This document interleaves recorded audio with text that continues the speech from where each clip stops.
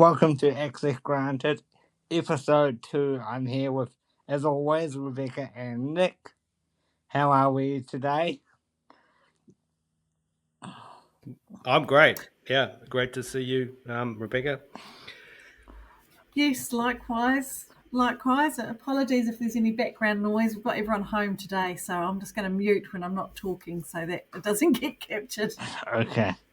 We'll start with Nick in that case then. So, Nick, you and I have had an interesting couple of weeks since we last posted.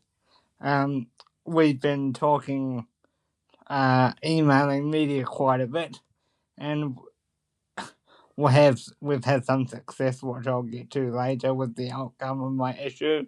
But the really disappointing thing that we came across is a lack of replies to the media once again.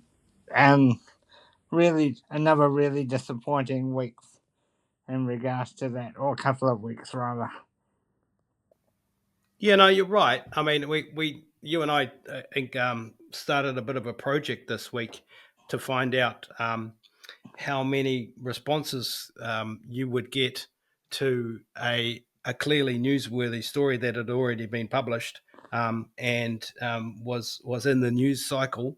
And I think we're obviously going to talk about this a little bit later around your experience to that, but there was a lot of emails that you sent out and huge number of emails, and so therefore you'd spent a lot of time doing that, and I think it really kind of signified that there is an issue around engagement with our news media at the moment. So that was something I took away from that little project that we did this week. It was just startling because we just did a random survey to see if anyone would reply, because how this came about, for those of you who haven't seen it recently, I was in an RNZ article for my issue that I've been going through, and the challenge was set to us by the journalist that did it, Ruth Hill. She said, "I don't want to be the only one covering this, so if you can give it to other outlets, please do." So we took on the challenge. I emailed and CC'd Nick in about 50, 60 by the end. I was hoping to do more, but things happen. 50, 60, maybe even a few more than that, journalists from across the country, and only two replied to say they couldn't help. All the rest at this time of the recording remain unanswered. We were just blown away. I don't know if you've got anything to add to that, Nick, but I was just blown away. Yeah, I mean, I was pretty shocked. You were blown away. There's clearly a lot going on with that. There's a bunch of issues that are going on. I mean, on the top level, you can just say, "Oh, well, the media are busy," but I think there's a little bit more going on there than just, "Oh, the media are busy with other issues." Because I mean, you could just say, "Oh, the media are busy. They're doing a whole bunch of other issues. They're trying to get copy out before Facebook publishes news." But I think if we were to just stop there, then we wouldn't be doing this issue justice, because I mean, you have a clearly newsworthy story that's already been picked up by one of our top media outlets. So I think we need to dig down a little bit deeper into this one and just start asking some questions around why our media ecosystem is not picking up stories that one are clearly newsworthy and two form part of a larger narrative around a story that's already going at the moment. So I think that's why it's really important that we keep this discussion going. Now I will preface two things. One, before anyone mentions in the comments or whoever's listening to this later on, they weren't just your no-name people in the background. Some of these were big names, which I'm not going to name. And yeah, so I'm not going to name them, but some of them were big names in the industry, not just your average journalist from the news office. And the other thing I'll preface is, since we've done that email, coincidentally, due to the public pressure on the article, the original article, the hospital had now come to the party, which I'll get into more in a second. But that's beside the point, Nick.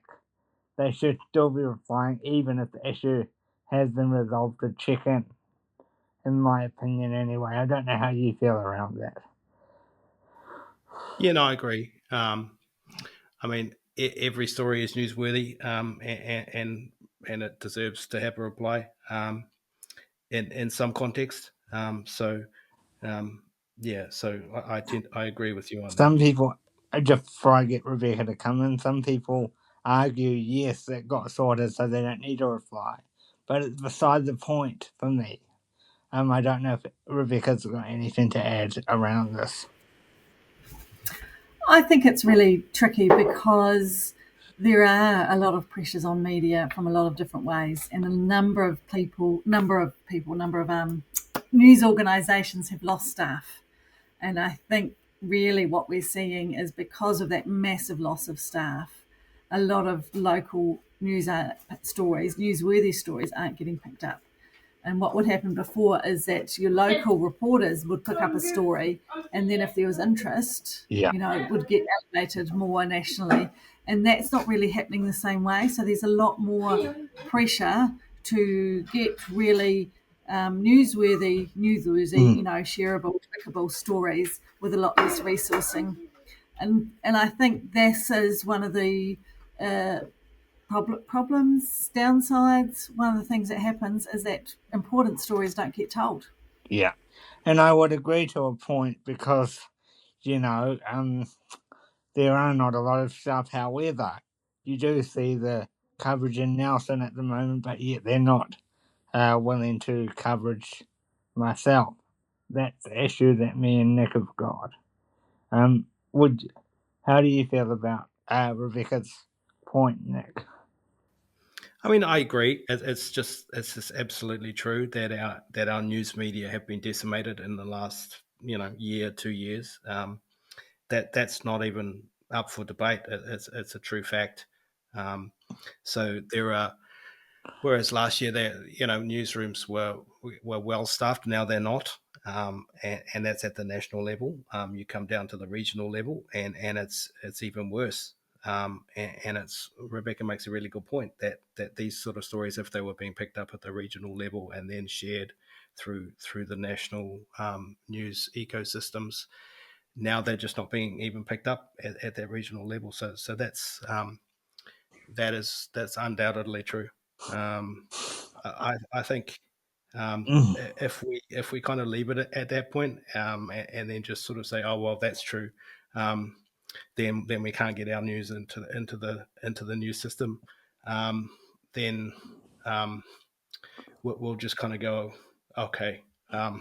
We can't sort of accept that as being the accepted reality. We have to kind of push back and say, that's not acceptable. We need to push forward and say that our stories must be seen in mainstream media and other forms of media. Otherwise, that just kind of, it's like end game for us, so I think that's why this conversation is really important about how we get our stories out into all forms of the media, regardless of the severe retrenchment that's going on within the media ecosystem at the moment. The ever so slight bit of pushback I have towards your comment about depletion in the media, Rebekah, that is true. However, I feel like despite that, there is still, even though there's not as much as there were before, there's still enough to go around, because there's clearly websites full of journalist content still available, and I contacted most of them, and yet they still didn't reply. So, but yet they're willing to take on a story with no disrespect to these people because it's terrible, but they're willing to take a story on about, Nelson Hospital or Gisborne Hospital, but yet only one out of probably 90 journalists picked up my story. And yes, I'm grateful for that, but there should have at least been one or two more for me. Don't know if either of you want to comment to that.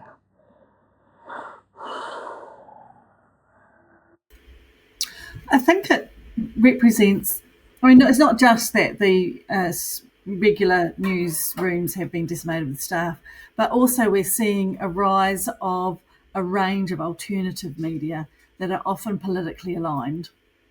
And that then shapes the news too. So we're seeing, I'm thinking particularly of things like the platform, which is funded through the Wright family, who are a very particular point of view, and who are wanting to fund some of these, very right aligned ideas and push them out as mainstream. And with the growth of that sort of privately owned media, Yeah. pushing particular narratives, again, that shapes the media ecosystem because it's soaking up resources, but those resources aren't interested in any old story. They're interested in a particular narrative to push. And when your narrative doesn't fit within that, it can get really hard to be heard. Yeah. Nick, what I would say to you is that, this week we're going to this coming week, we're going to use our political connections to try and start some changes. What are you hoping to achieve out of that over the next week or two before the next time we jump on here? I mean, I think I'd really like to start a discussion about what a properly funded media ecosystem for the disability community looks like. I think there's so many areas of that conversation that we're just not having at the moment. There's so many parts of the disability community that don't see themselves on all forms of media, mainstream media, this type of platform. And I think providing an opportunity to start that discussion so that the disability community itself can start to lead that conversation around how they want to see themselves represented right across the media, and what their funding will look like, what those opportunities will look like. Because we just haven't even begun to have that conversation yet. So I think beginning to start having that conversation, I think, is really important. This issue that you had, Blake, I think is a really good opportunity to start that discussion. And I think that's a really nice way to lead into that discussion. I know that there's lots of work going on in different parts of the ecosystem about better availability of things like NZSL captioning right across mainstream media, availability of other forms of access to mainstream media. But I think this is a good way to start that discussion. So that's what I'm looking forward to. Do you think it's time that we start to get incoming governments and current government to focus on more of the newer media? So like myself and Paul, Sam with It's in the Ballot, the Working Group, BHN and stuff like that. No. I think that's where the audience is going. If you look at anyone under, and I'm going to be a little bit, don't give me a hard time here, but anyone under the age of 30 certainly doesn't get their news from One News, or Three News. They're getting their news from sources like podcasts, Reddit, Instagram, So yeah, I think better funding for those types of media sources to make sure that good information is getting into those media sources, and accessible information, accessible media, so that people can see themselves in those media sources. What about, example, I mean, I'll just be a really good example. The work that Sam is doing through It's in the Ballot, I think actually is a public media channel. The work that he's doing to get candidates to provide that service for local government, I think, is actually a public broadcast service. So I think he really should be, and he's going to probably give me a hard time for this, but he should be receiving funding through NZ On Air to do that work, because he's actually doing a public service broadcast in and on that channel. And he's been doing it a long time because he loves it. But it's actually informing the public much better around the voting process. And if you're watching, we know you don't. We know you like to be humble, but you deserve it. Just saying. What do you say to that, Rebekah? Do you think we need to go towards more alternative media like Paul and myself and etc. To deliver the kind of stories if the MSN aren't going to pick them up? I think it's just the mediascape has changed so quickly, and I'm not entirely sure if some of the political parties have kept up with that. And Nick's quite correct. Most of us, and I would say even under the age of 50, get our news from other sources outside of what would be considered the standard media. Most of us are reading analysis or listening to analysis from online news. We're listening to clips, we're watching TikToks, we're contributing, as Nick said, to discussions on Reddit. We're watching analysis by people like BHN. We're generally not tuning in to One News, to the New Zealand Herald. We might go on to Stuff to read an article, but it's a really different media landscape. And I am not sure how, particularly on the left, those political parties on the left have really understood and grasped that and kept up with that. I think they're being very foolish if they're not going to engage with these, slightly more alternative sites like, Blake and Sam. There's quite a lot of need for sites like yours and like Sam's. And the alt-right stuff is really well funded. It's channeled, it's funneled, it's flooding the zone. And we need to actually be able to engage on the left with intelligent analysis that understands what makes a good society, what makes a healthy society, what creates flourishing for all, and can really push back on those dominant narratives that ACT is bringing, for example. Yeah, and we're not saying that just to clarify, we're not saying that the right-wing outlets should not be funded because they're a part of the community too. All that we're saying is, the left should have a shout as well. So, yeah. Anyway, going back to what I said earlier, my issue that was portrayed in the media has seemed to have come to a bit of resolvement. I got a call a few days ago saying that they had found an emergency appointment, end quote. I like that quote. So my question to you to wrap this up as our final piece, what is that? What would you say that it took a media conversation to get some action? I'm not very happy about it.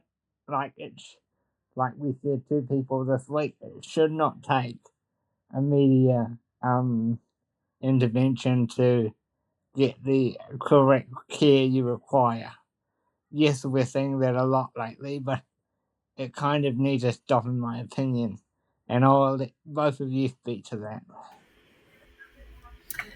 Yeah, and you're not the only case, Blake. I think of Scout down in Dunedin who got media attention about the way they were treated when they tried to get a needs assessment for their child.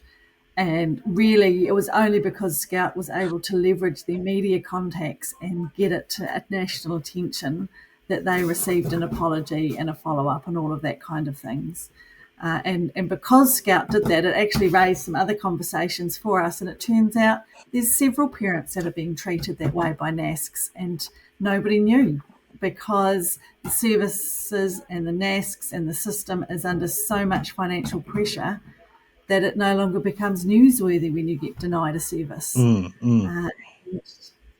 see that happening in health. It's under so much pressure that it's not considered newsworthy, that you couldn't get the service you needed, which is horrifying.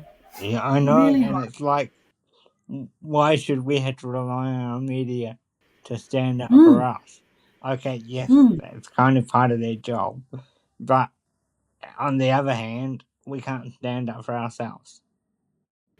Yeah, and you shouldn't have to parade your personal, private medical information in front of the media for the whole nation to hear in order to get a basic service. Yeah.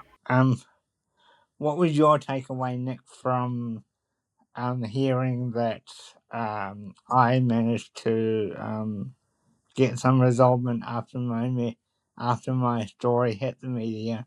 And do you agree with my point that it shouldn't take media intervention to get to this point?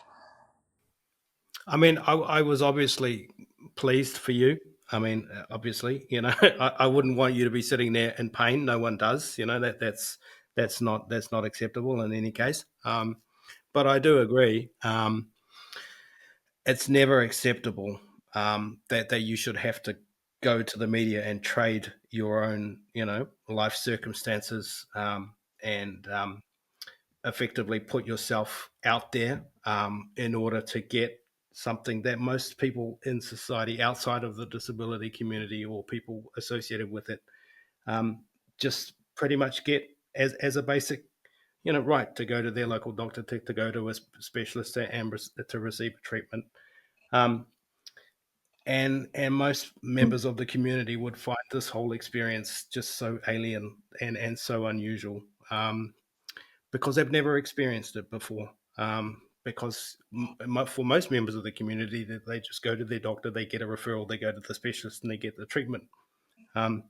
So this whole scenario is so unique to our community because we're not getting the services that we deserve and that we should expect. Because ultimately, our services are being underfunded, and we should be demanding more from our government. Just so on that, what it made me think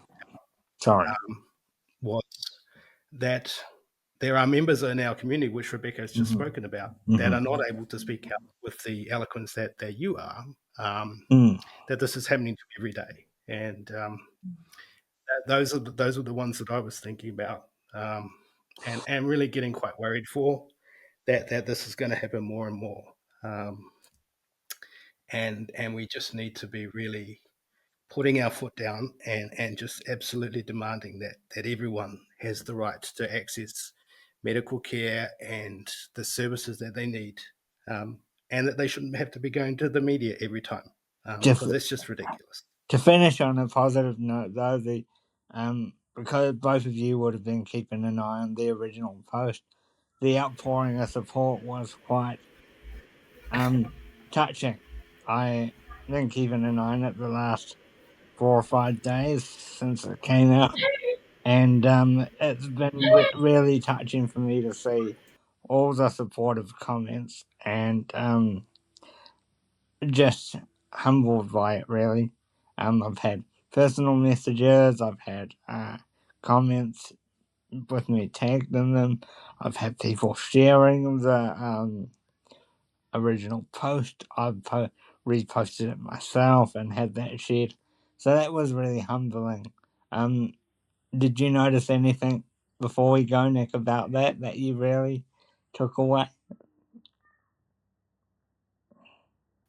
Yeah, I think that's really positive, Blake, and I think that you should feel really positive about, because it's always quite scary, putting yourself out there. So I think you should feel really positive about that, and just use that as I tend to use these things as fuel, when to keep when going, it gets really me tough, too, yeah. that it's going to get really tough. So yeah. Rebekah, what did you take away from seeing my story being plastered everywhere? Oh, look, it's always nice to look at a story and go, hey, I know that person. That's my friend. But seriously, it really highlighted for me how out of step National's policies on health and disability, but especially health, are when compared with ordinary everyday New Zealanders. Because ordinary everyday New Zealanders think we should be able to access these services, think it should be fairly smooth, think we should, particularly things like scans, which are very ordinary bread and butter type diagnostic tools. And there is an expectation from really ordinary New Zealanders that we should all be able to access health services relatively quickly and relatively seamlessly and relatively cheaply. And the fact that National are really going for health so hard and in such a harmful way and absolutely destroying the health system in some very real, tangible instances, it tells me that there's a massive disconnect because New Zealanders love our health system. Yeah. They love that people can go and get a scan when they need a scan to find out what's wrong. And then finally from you, Rebekah, what's your response to the outpour of anger and positive comment that I received? I think it's lovely. I really like that, New Zealanders care about each other. They cared about the story, they cared about you, and they genuinely were interested in your well-being, which is lovely.